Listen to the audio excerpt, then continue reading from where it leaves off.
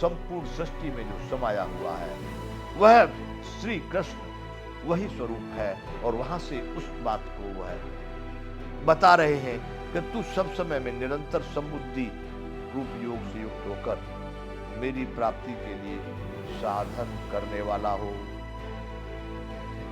सब समय में तू मुझे ही रख, मुझे ही मान, मुझे ही समझ, जैसा मैं कह रहा हूं अर्थात उस कार्य में लग जा।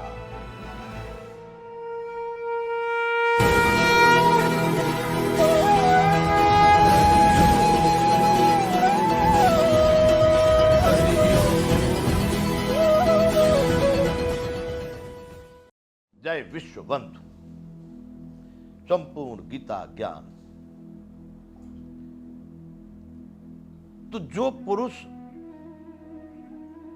उत्तरायण और दक्षिणायन, देवयान और पितृयान, दो मार्ग जो भगवान यहां पर बता रहे हैं, लेकिन इसका अभिप्राय यह है कि अर्जुन को भगवान कहना चाहते हैं कि अर्जुन तू, जो लोग इस समय के इस काल के रहस्य को समझ लिए, इन दोनों मार्गों को समझ लिए, वो पुनः मोहित नहीं होते। इस कारण से अर्जुन तू सब काल में संबुद्धि रूप योग से युक्त होकर निरंतर मेरी प्राप्ति के लिए साधन करने वाला हो। बंधुओं, विचित्र बात यह है कि यहां पर श्री कृष्ण भगवान अपने को पूर्ण पुरुषोत्तम परम ब्रह्म परमात्मा परमार्थ परम गति परम लक्ष्य परम पद यह सिद्ध कर रहे हैं। वह कह रहे हैं कि तू मुझे प्राप्त हो जाएगा तो सब कुछ प्राप्त हो जाएगा। अंतिम जो एक अध्याय है 18वां, जब बहुत सारी बातें होगी गीता की पूर्णाहुति, फिर भी कभी कभी अर्जुन मोहित हो जाते हैं, तो भगवान ने एक बात वहां पर निर्णयात्मक अर्जुन को कही, जिससे,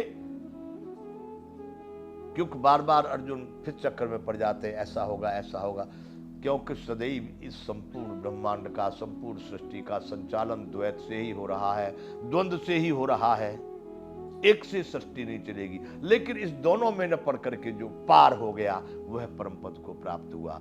इसलिए भगवान ने वो सारी स्थिति, सारी बात करते हुए 18वें अध्याय में कहा कि अब तू ज्यादा कहानी को छोड़, सर्वधर्मान परित्यज्य मामेकम शरणं व्रज अहम त्वा सर्व पापेभ्यो मोक्षयिष्यामि मा शुचः।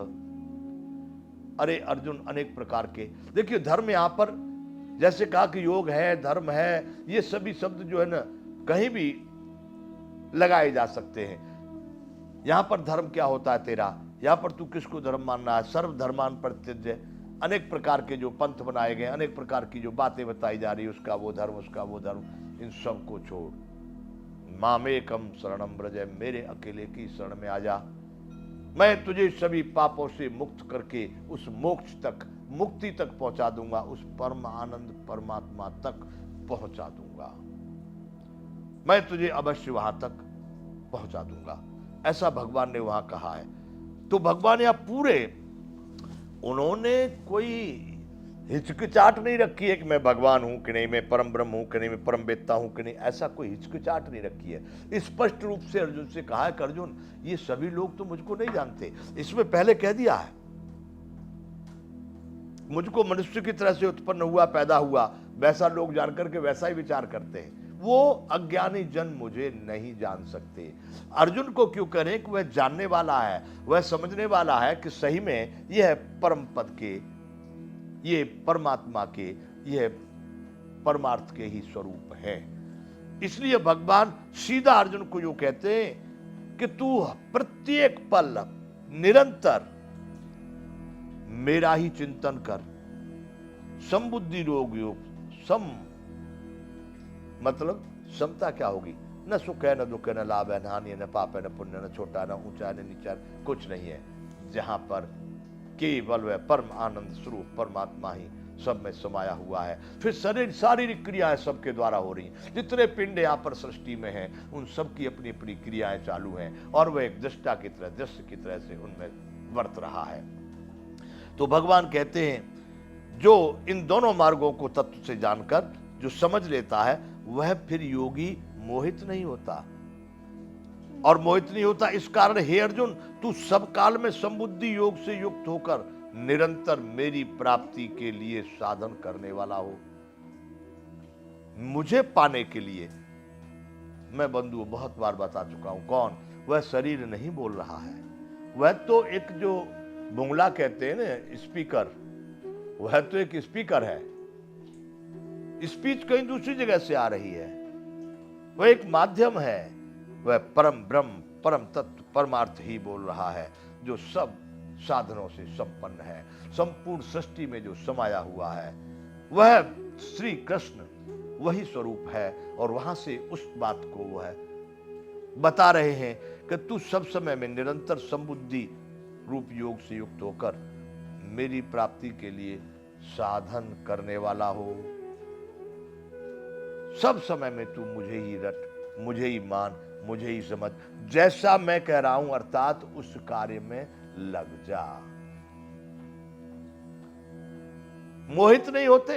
उसको अर्जुन को कह रहे हैं कि इसमें फिर मोहित नहीं। अरे तू इस बात को समझ लिया, जब तुझको बार बार समझाया जा रहा है, तो भगवान कहना चाहते वो लोग फिर मोहित नहीं होते, अर्थात अब तू मोह में मत पड़। वो लोग मोहित नहीं होते जिन्होंने इस बात को समझ लिया।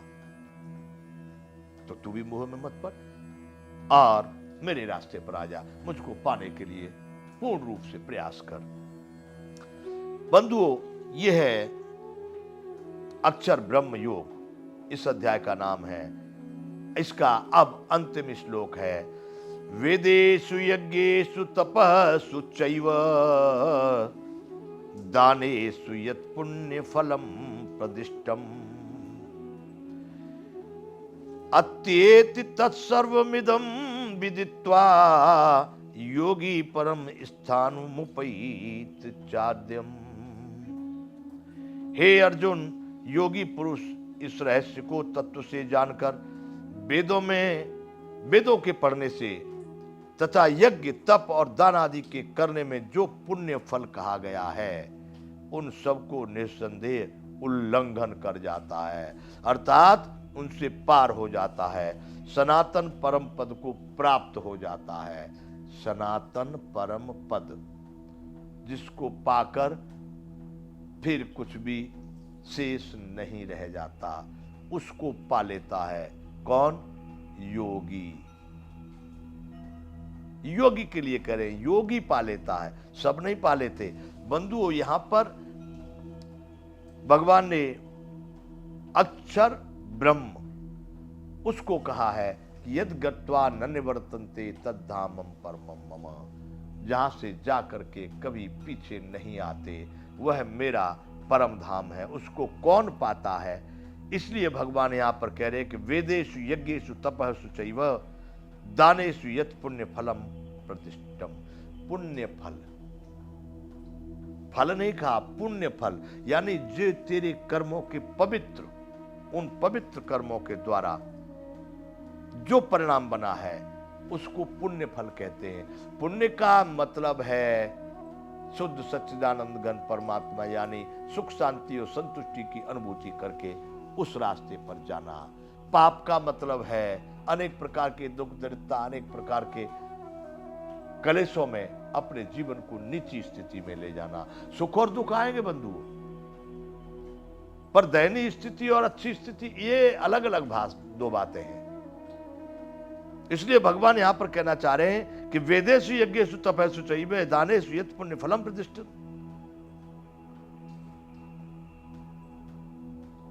वेदों के पढ़ने में, अभी हमारे भारत में वैसे मैं मानता हूं क्योंकि वेद, हमारे सारे भारतीय ग्रंथों में वेदों का उल्लेख है।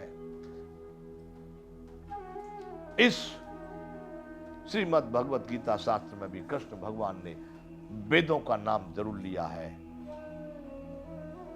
त्रैगुण्य विषया वेदा निस्त्रैगुण्यो भवा अर्जुन, बहुत जगह पर कहे, और यहां पर भी वो कह ही रहे हैं कि वेदों के पढ़ने में, यज्ञों के करने में, तपस्या करने में, दान आदि के करने में, ये सभी कौन से कर्म हैं? इस काम को भी भगवान कह दिए हैं, यज्ञ दान तप कर्म न त्याज्यमिति चापरे, यज्ञदान तप कर्म रूप। ऐसे जो कर्म है ये कभी त्यागने योग्य नहीं है। क्यों? कि ये मानव को, किसी पुरुष को ये पवित्र करने वाले हैं। इसलिए यद्यपि सभी कर्म त्यागने योग्य हैं, लेकिन इन कर्मों के लिए भगवान ने कहा है कि यज्ञ दान तप कर्म न त्याज्यमिति चापरे। यज्ञ और दान और तप ऐसे कर्म जो है ये कभी भी त्यागने योग्य नहीं है। तो यहां भगवान उसी चीज को बता रहे हैं कि वेदों के पढ़ने से, यज्ञ के करने से, दान करने से जो पुण्य फल मिलता है वह पुण्य फल इसको योगी को प्राप्त होता है। जय विश्व बंधु।